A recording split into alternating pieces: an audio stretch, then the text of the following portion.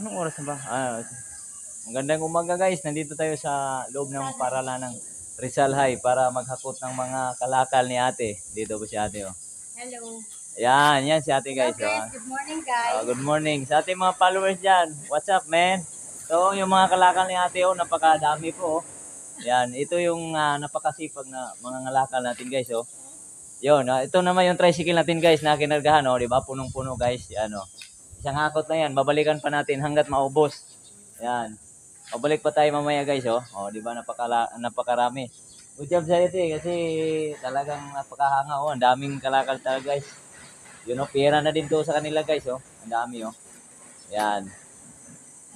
Sa ating mga followers dyan, magandang umaga. Magandang umaga sa ating mga tricycle drivers, sa ating mga katuda dyan. Nandito po tayo sa loob ng Rizal High School para maghakot ng mga kalakal ni ate. Yan. Oh, di ba? So, Guys. yan. Maganda. Salamat guys ha. Thank you for watching.